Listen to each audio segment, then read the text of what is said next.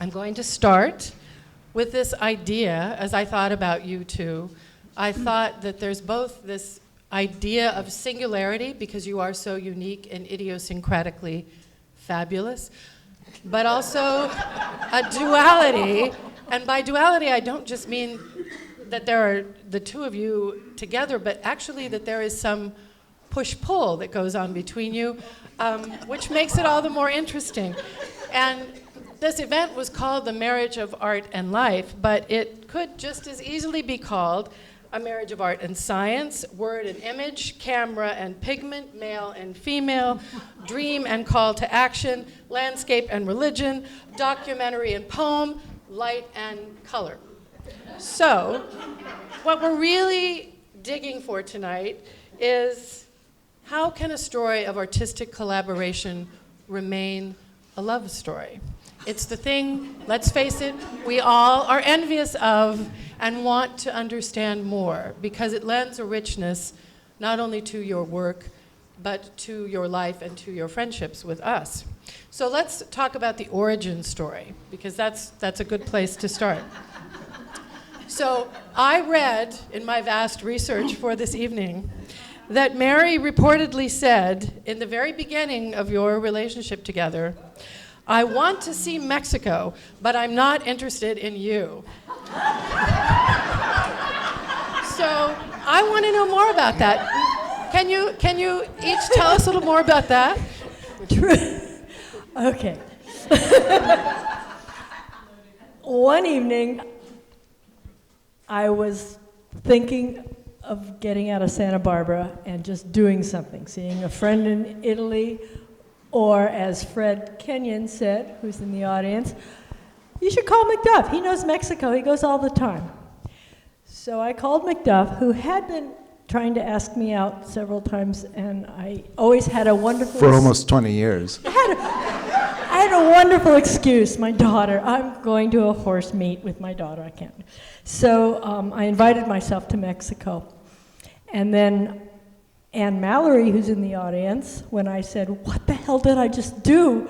I don't really even know this guy." She said, "Do you have a credit card?" And I said, "Yeah." She said, "Well, if it's not cool, leave." I remember that, driving on these dirt roads in the middle of nowhere in a cornfield, going, "Here's my American Express." So that's how our relationship started, by putting 10,000 kilometers on a VW Bug in 3 weeks with Andy Johnson, who's not here, as a passenger, compadre. So, yeah. Do you have any commentary on that? Oh, and I did say that I wanted to see the color blue. I had never been to the Caribbean, and that color blue was what was... I said, I don't want to have an affair with you, I just want to see the color blue. Well, I do notice he is wearing a blue shirt, so it clearly worked. Did you want to add to that at all, Macduff?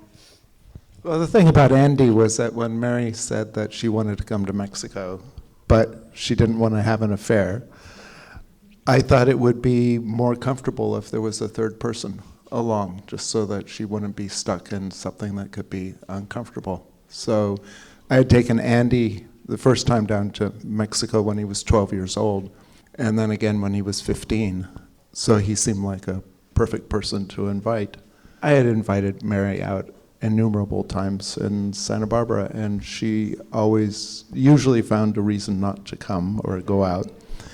But down in Mexico, we were completely together and discovered that we never ran out of conversation, never ran out of anything to say, and also were very comfortable with long periods of silence. And her way of seeing the world informed mine. Before that, I think one reason why Mary didn't want to go out with me was that I had been working at a pack station, so I had mule shit on my boots a lot. It's definitely a turnoff. That's enough. You've just illustrated something that I also found in looking at various pieces about you two.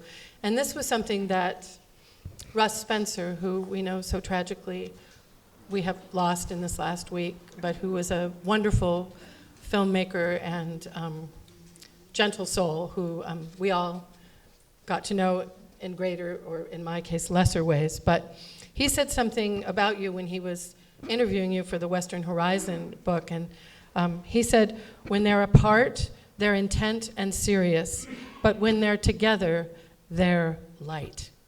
And I think we just saw that demonstrated here. Do you think that plays out to be true?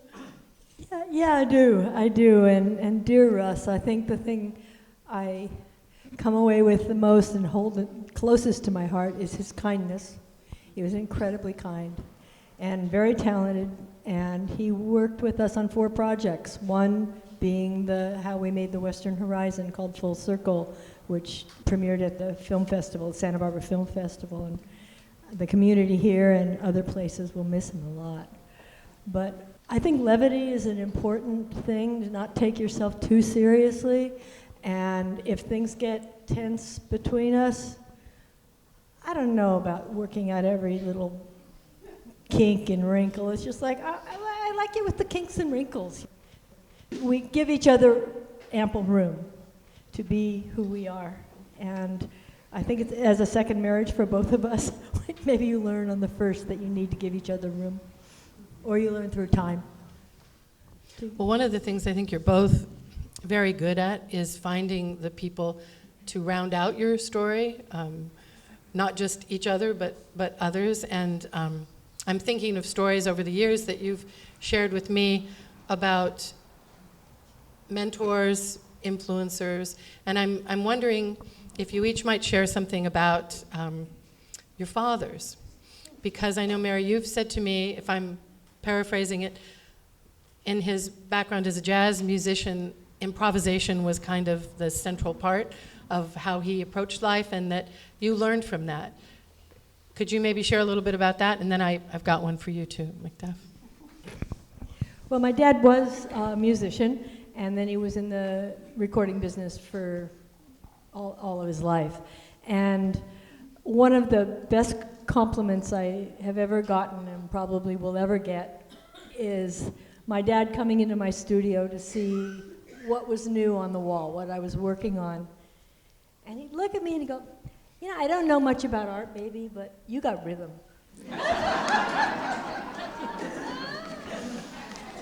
And, you know, there are these presences. I think we carry maps within ourselves. And those maps are of different relationships that we've had with other people. And those remain. And those trails are blazed inside of our soul, inside of ourselves. And an influential parent is someone that has blazed a heavy trail through you. And his presence comes up to me often. And so, of course, I miss him. He was deeply flawed. And I was deeply in love with he and my mom. And you learn when you have a child of your own, oh my God, it's hard. And so anyway, you carry those things within you. And I think, Macduff, most recently you wrote a beautiful article about your father and his work and belief in social justice and civil rights, and as an Episcopalian minister or priest, wondering how that sense of fairness and justice in the world, or other things you might have taken from him, might have impacted kind of the way you have pursued things. One of the gifts my parents gave me was that although we were poor, I never was brought up thinking I was poor. And we always had, Dad was a missionary up in Davis, California, before the church had a regular church there. And he had a lot of college students there from overseas. So I was raised where foreigners were never foreign, which was a tremendous gift. And you know, when somebody is close to the family, they become your uncles and aunties. So I had uncles and aunties from, like, then Jacobis from Nigeria and Daisy from Ceylon. And there were just all these people that when I started traveling, I didn't feel uncomfortable almost anywhere. And also a gift was that sense of social justice meant that I gravitated, like the work with the Maya, I gravitated to the Maya as opposed to the aristocracy or so. I just felt more comfortable there. And I think it was reciprocated by the people. They accepted me in a way that they don't necessarily do from a lot of people. And so that was a tremendous gift to feel that I could do that without having to learn how to do that. And you, not only in terms of your family and friendships, but mentors professionally, interested if you each might choose one person that, in terms of your practice as artists, has influenced you. Well, that's easy. Bill Dole. My art daddy. I went to College of Creative Studies, and then as a senior, was happily pregnant.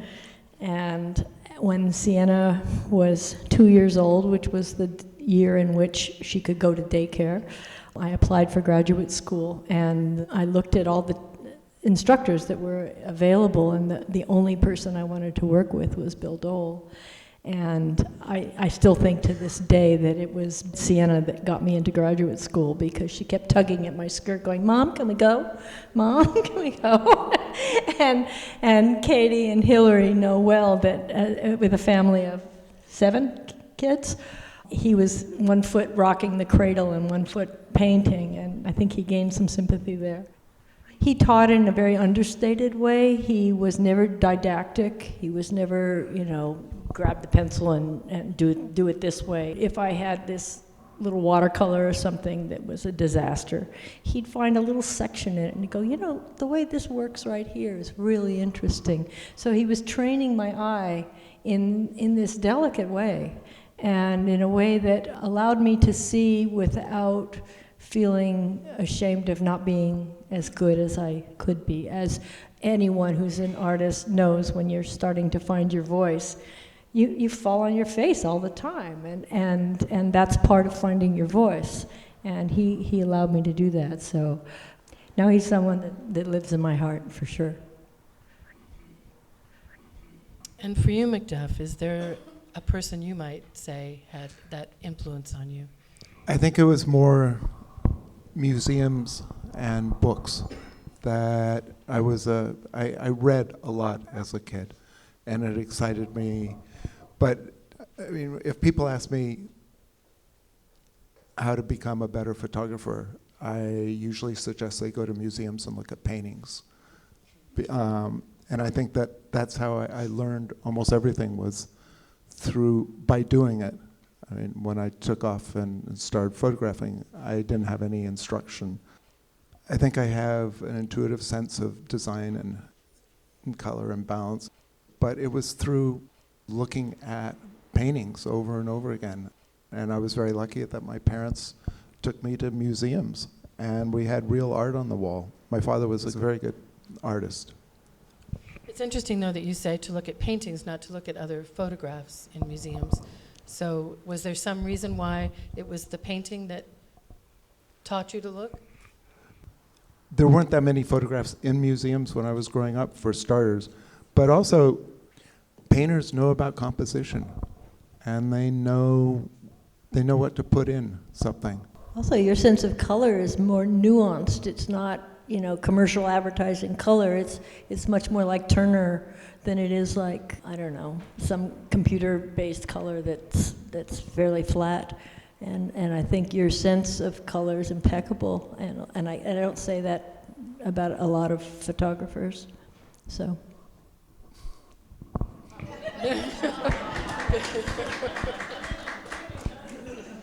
So something else that I think you both share in your work, and also perhaps in life, is this idea of a sense of place. Mm. And Mary, you've made connections in your writing and in your work between the human figure and the landscape. And I think you've said that this idea that they might in some way be one, and that we carry landscapes within us. Macduff, you capture these incredible landscapes, and somehow the body and the land become one, and you lend to both of them, each of you, a kind of sensuality. So I'm wondering if you can talk a little bit more about this connection. Did you both come to that together, separately, this sense of a linkage, or am I making it up? No. It's possible. I think the first time I saw Georgia O'Keeffe painting, it was in a Life magazine article. And it's like, yeah, she gets it. And, and it was that sense of a human or a sensual form integrated into a landscape form. And it was exciting to me. And so you see things through your body. I remember Margarita Jima, who I shared a studio with for a while, would look at these large paintings, and she goes, I can tell you're about 5'3", and you're about, because the gestures would be what one would be if they were that height and such. And so you make things that somehow inadvertently or consciously are in relation to your proportion. And that's interested me. I don't know if that's actually correct, but I think for me, it's that when you are walking through a landscape or when you're digging in a small pile of shells or something, there's something visceral that happens. When you have water, when you are in a waterfall, there's something in you that kind of gurgles and responds. I mean, we're 80% water, so of course you giggle and laugh and get all excited. And so I don't think there's much separation between the two. And I think it was Dorothy Parker who said that the neck is the most dangerous part of the human because it provides the illusion that your mind is separate from your body. So when I was thinking about this in terms of you, Macduff, and you can tell me if I'm wrong, I somehow thought about the people that you seek out, like with the Maya, the relationships over 40 years, that somehow those people became the place, at least in my reading of it. And also sometimes in looking at the photographs of Patagonia and hearing about the way you would push yourself to ride further and do more to find the light. I'm just wondering how that human and earth blend for you. I see them both as portraits. I see the landscape. The Earth is very much alive, as we're discovering with global warming. And people are certainly alive, and you can photograph them so that most driver's license photos are horrible. And it has to do with the lighting and how sort of automatic it is. Whereas if you take time, you can wait both with people and the landscape to show off the character of a place, sometimes mystery of a person or of a place, that you don't accept what you first see in the first 5 seconds of meeting someone, which is generally what your driver's license photo is. So you take time. I think that's one of the easiest and the hardest things is to allow yourself that time, because most people, I think, don't have the patience.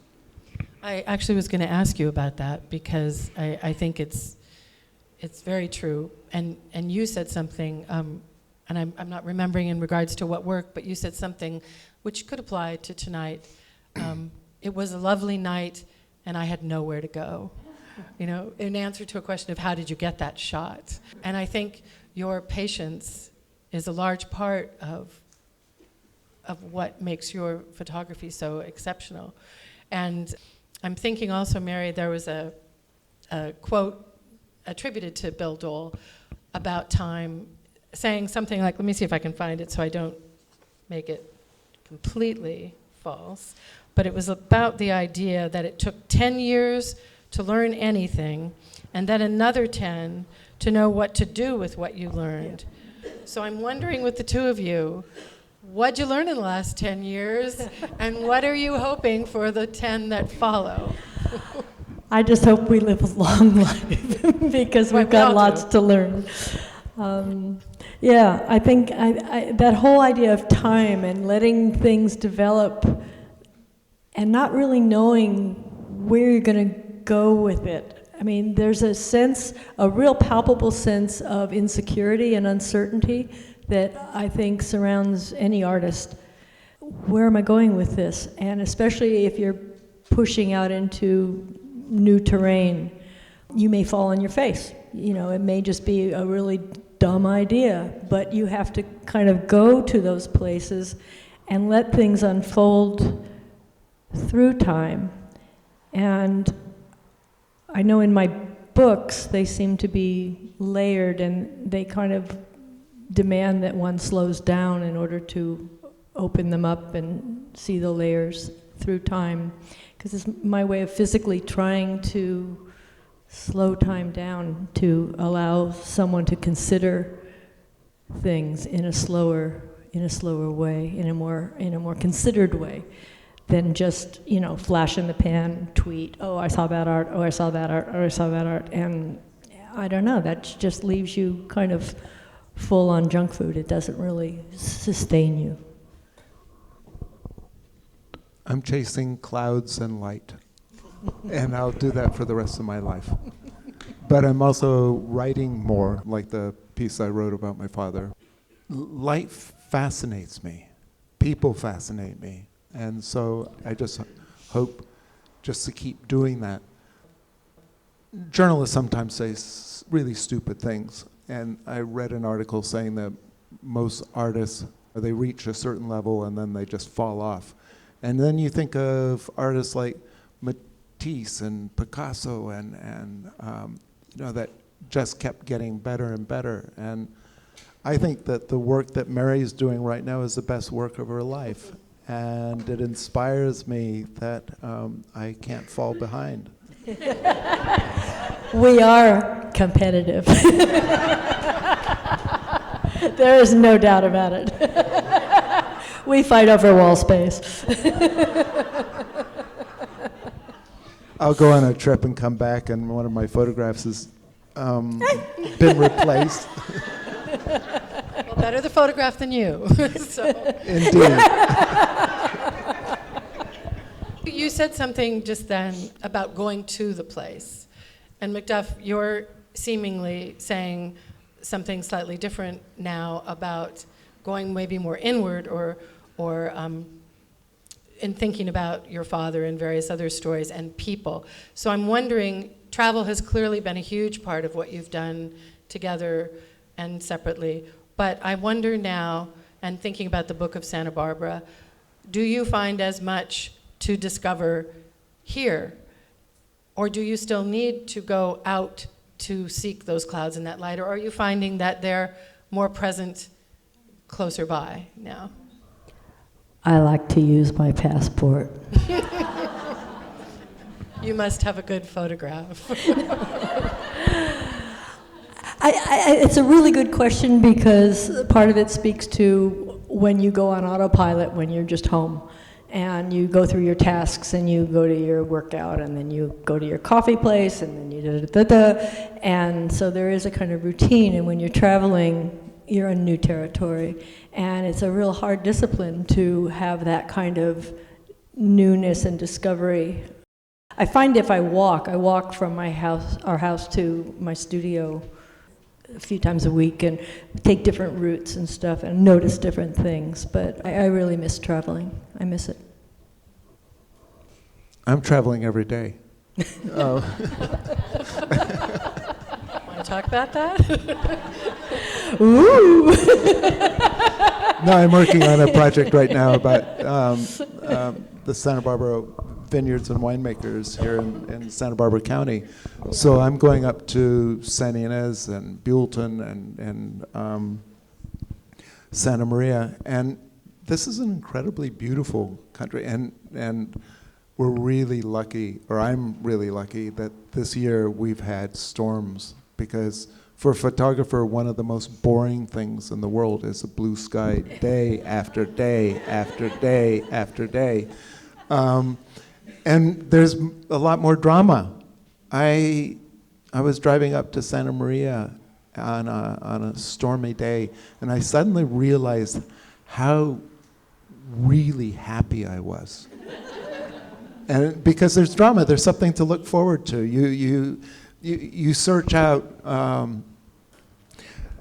think one of the most exciting things for me is to be in a place where there's cumulus clouds and a wind, so that the clouds are going across and they're leaving shadows. And those shadows give a definition to the landscape that you don't get on a cloudless day.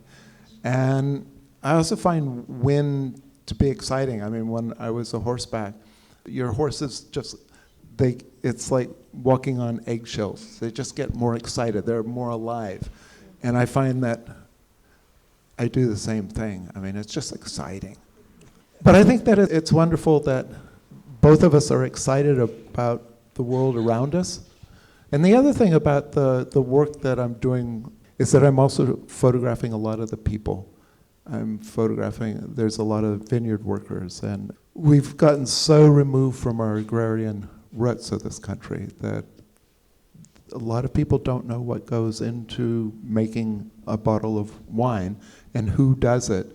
And at 3 o'clock in the morning when I'm out with workers and they're all Mexican, and I can hear Mixtec in certain vineyards, and I hear, people are from Jalisco or Michoacan or from Baja or from these different places.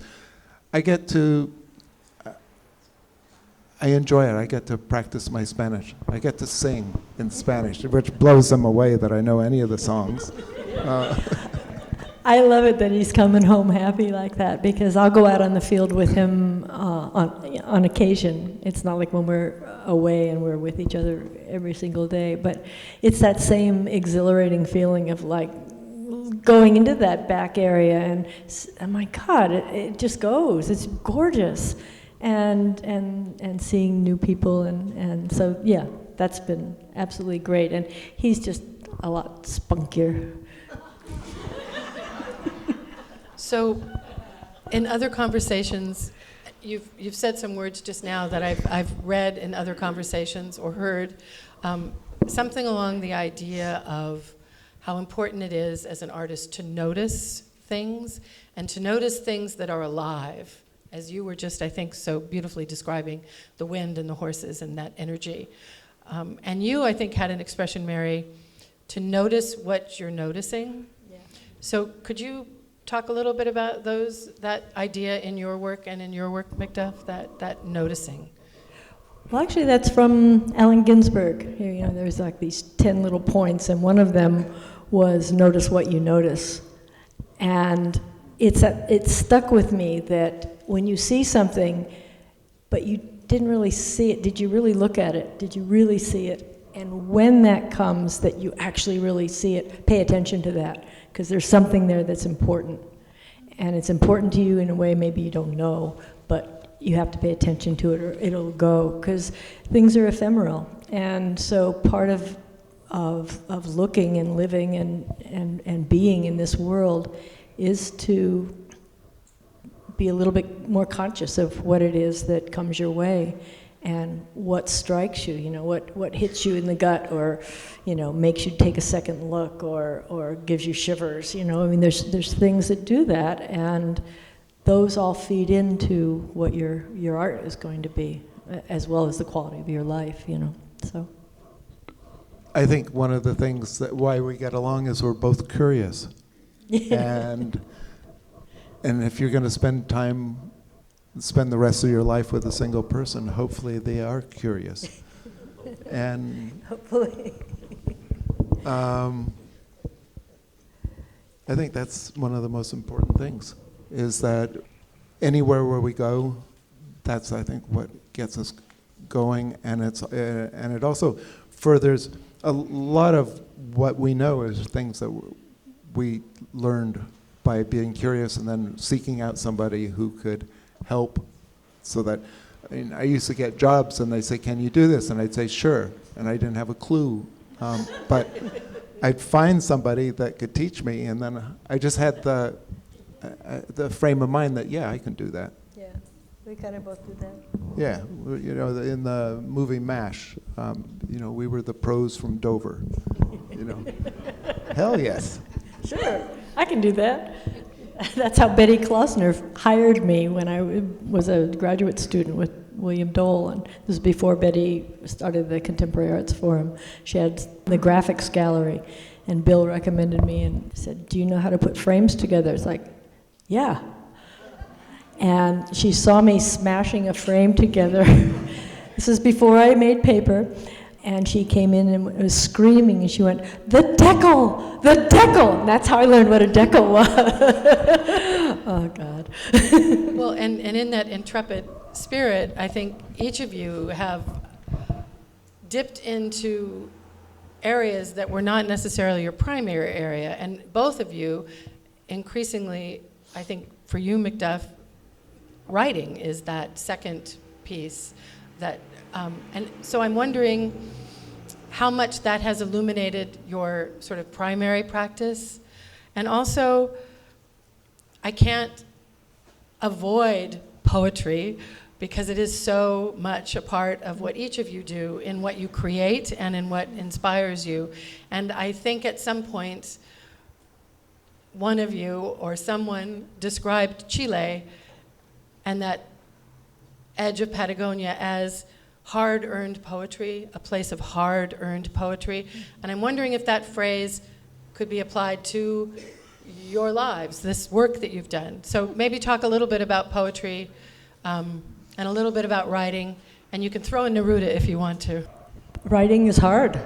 It's really hard. And to get something down and not be purpley prosy and not give a short shrift to something, but to actually really distill it down to something that can communicate in the most spare and yet elucidating way possible is hard. Sometimes things squeak out of me that seem to work. I find that I've always written, and part of what happened when I began traveling a lot when we got married was that I'd be on the road with Macduff 100 and some days out of the year, half the year at least. And so I'd be writing, and those words would give me a way to get back into the studio. And it was a way into another art form, which is making books. You throw words and images together and get a book. But the language part of it is hard-earned. When it's right, and you know it's right, you thank the muses. You get down on your knees every day, and you thank the muses. The essence of good writing is clarity. And I think that Mary is able to distill a scene so well. She's not very good on historical facts, but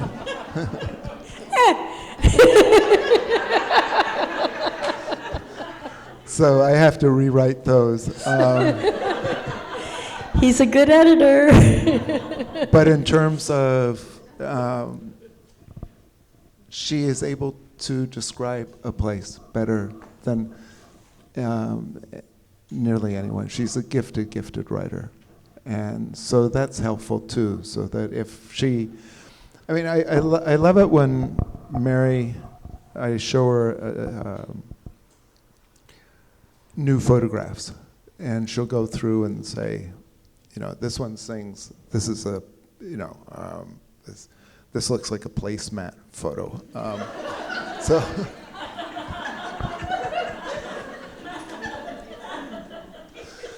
So I think, I guess part of that would be that we're both very, very honest about what works for us, about the other person's work. Yeah. And I'm really stubborn, and I'll dig my heels. He's probably right, but we're really good editors for one another's work, and we always run each other's work by each other. So you have this kind of mythos of the Santa Barbara artists, and this sense, as we look at you, of this glowing, wonderful health and vibrancy. And yet, in all of this, there have been hard things that have happened.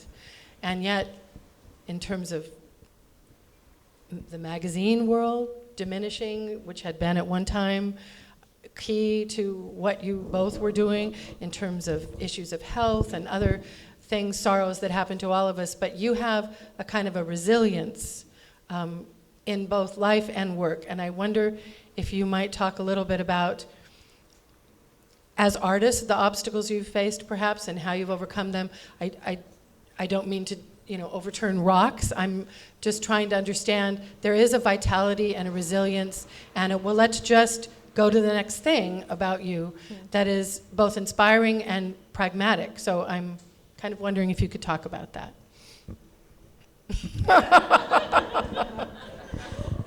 Well, everyone has their rough patches. We had about a 10-year rough patch, and there were things that the magazine business, which was our ticket to ride to travel to all these places that inspired both of us so much, that kind of died.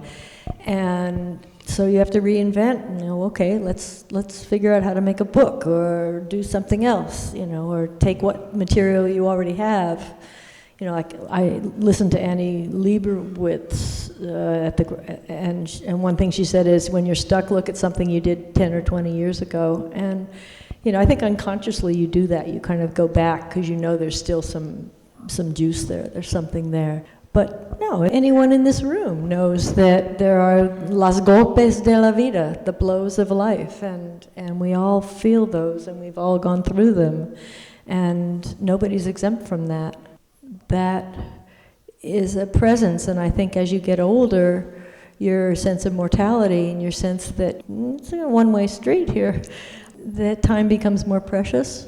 And at the same time, you don't want to just sort of huddle and hover and live in the past. You want to keep moving on. And so there's that push-pull that I think there's more of an awareness of your mortality. And that should allow the seriousness of what beauty is in one's life and in one humanity to come to the forefront, because it's in the, like the poet says, truth and beauty. That's where it is, and it becomes all the more poignant and more apparent as the layers shed away from one's youth as one gets older.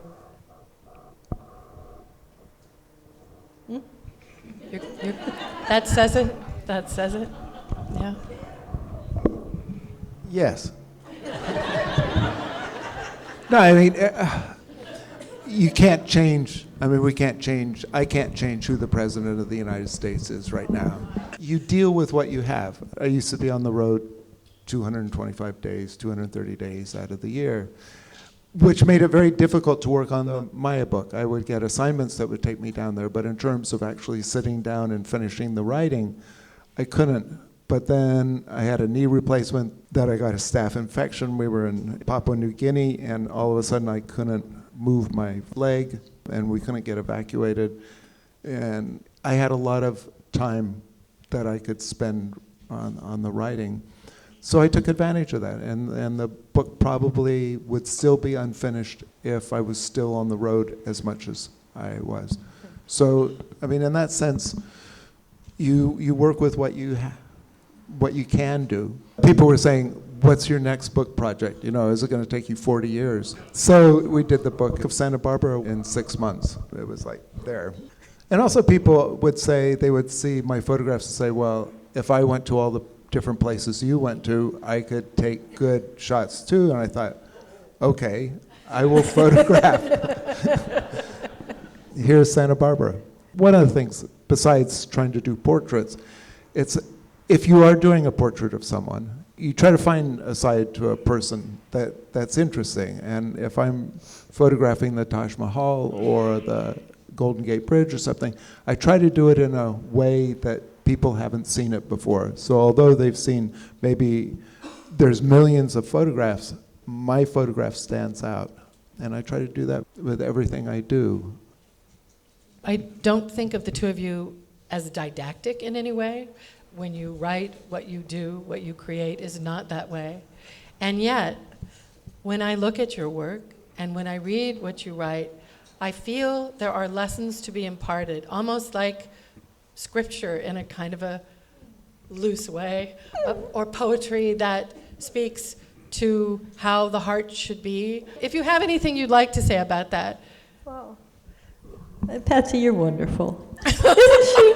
I've listened to Patsy introduce people and talk about people, and you always get to the heart of the matter, no matter what it is, and I really appreciate and admire you for that. I'm just wondering if you want to shout out to these people at your feet what lessons you might have for artists, for those of us living in Santa Barbara that has, and we've seen it change, and or for just anything that you might want to say, not as a kind of a commandment, but as an observation of how life can be so rich and full, even in the smallest of places. I think you both have shown us how within our internal landscapes we can find magic, and in the external world we can find magic.